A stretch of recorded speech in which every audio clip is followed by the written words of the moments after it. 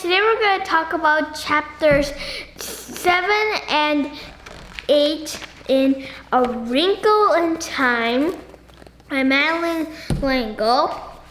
And so let's begin. Okay, so in the central intelligence building, what is like the main aura or like the wrath? How does it feel to be inside? And would you be scared if you had been Meg and Calvin or Charles Wallace? And then there are these people, right? And these people are not like people that they've never ever seen before, right? They are like, they don't have any expression. And then there was a man, okay? And then there's also there's also those papers and there's slots, and it's very confusing. What do you think these papers are? And also this man is sort of helping them, right? He's still like under control of it or whatever, the evil, right? But he is helping them in a way, right? And what do you think this it is anyway? But now they go into this huge room, and it's very imposing, right? And if you had been them, how did you feel about it? And then there's this man with red eyes. How can you describe him? And this room also, how can you describe it, this room too? And also, now they're saying the multiplication, nursery rhymes, and also other things like the Declaration of Independence and all that, right? So, and so they use multiplication tables and nursery rhymes so that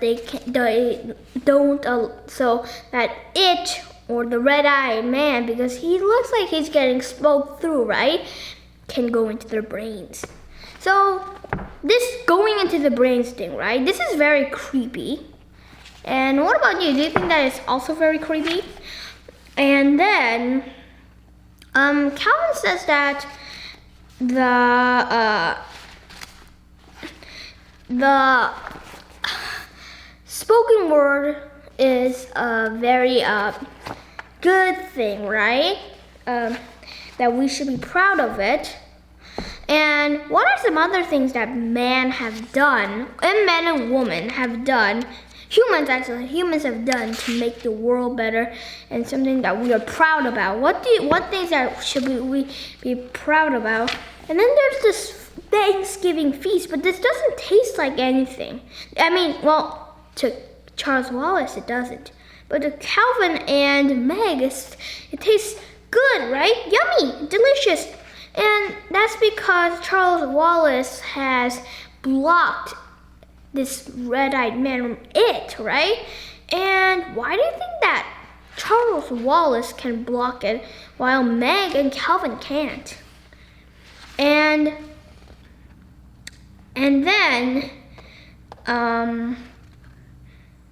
then Charles says that he's going into the mind of the red man, right? But then Charles Wallace changed. He's still there, but he's different. And how is he different? And if you had been Meg, how would you have felt? Right, and also, I wanted to ask you, it's chapter 8, the transparent column.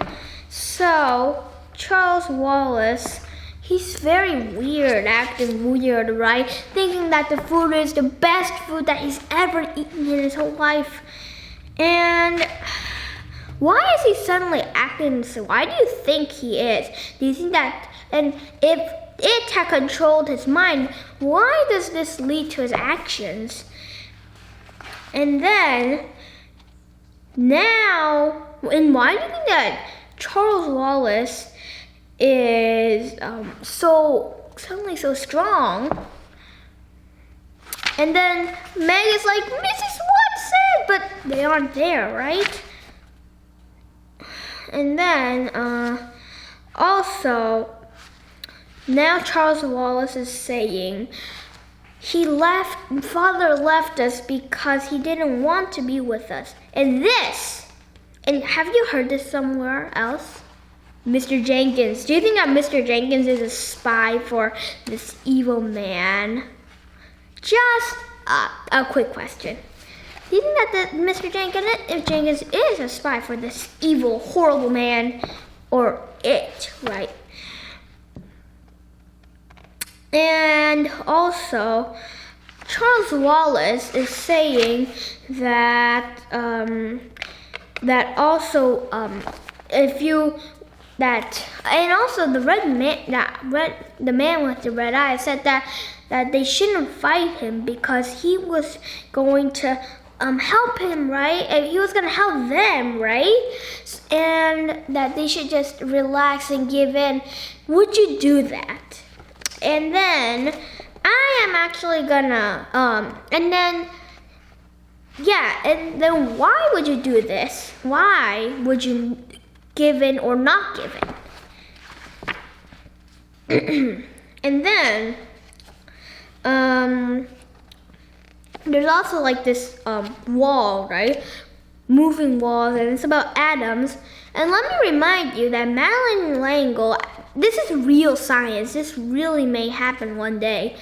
Do you think that is pretty cool and that you would like that? And do you think that it's possible that we'll be able to move atoms and walls will get out of the way soon enough?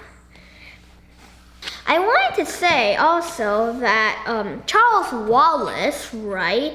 Charles Wallace, he says that why don't you just try to fit in with everybody else? You could just do that. And then Meg says, well, I don't want to be like everybody else if I am being. Well, she says that she wouldn't like to be like everybody else, though. And why wouldn't you like to be like everybody else? And then I want to mention that this man with the red eyes, I think that he is also being spoken through. But I wanted to say about Charles Wallace's behavior, and I wanted to ask you, why is Charles Wallace? Do you think that it is powerful enough to, take over all the minds on Earth? Just a quick question, and then Charles Wallace says, Camazotz is one mind. And one mind. Do you like that prospect? And then Charles also says, nobody suffers here. Nobody's ever unhappy. And then Meg says, but nobody's ever happy either. And do you agree with that? And if you weren't unhappy, but you weren't happy either, would you or would you not be? Would you be or be not? What would you choose? Would you choose to be happy but you would sometimes make mistakes, or do you think that you wouldn't? But also sometimes you will be very sad, or would you be never be unhappy, but won't be happy either, and you won't make any mistakes? And I wanted to point out, and now I wanted to say that we can actually, I am actually going to set up a debate, and even though it is hard to do it, I am going to be on the side that says that controlling your mind, that if someone controls your mind, it is bad. And you can be on the side of if someone controls your mind, it is very good. So now, even if you thought what I was thinking, this is one of the things about debating, and you can just learn about debating. And also, you can also try to look at things from both prospects, but points of views, right? Okay, but I will do that at the end of today's the session. Okay. And then they come to this column, right? And it's really cool because it's a transparent column, right? It's really cool. Do you think that is also really cool? And then also they also passed the boy, and every time the boy bounced the ball, the boy screamed with pain. How did you like that? And who do you think caused this? It? The the man with the red eyes? Who? And then also, I want to go back to the transparent column. And Meg screams one word: Father. But that isn't the end of the story. There's still some other chapters left, and it will be a very exciting chapters. Let me tell you that. And now, for the people who are not going to do the debate, then I'll just ask you, what was your favorite part so far today? And also, I want to also ask you, what do you think will happen next? And even if you read the whole book, what do you think will happen next? And just imagine yourself reading this, okay? But anyway, we're going to our debate. For people who don't want to do our debate, then you don't have to do it. But anyway, here's my reasons for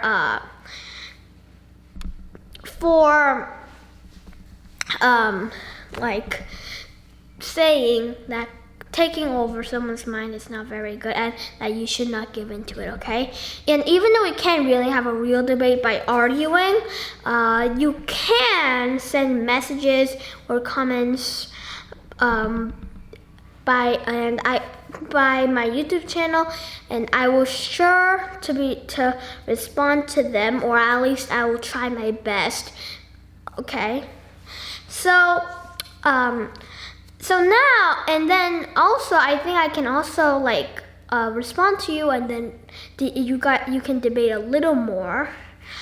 And now let's start.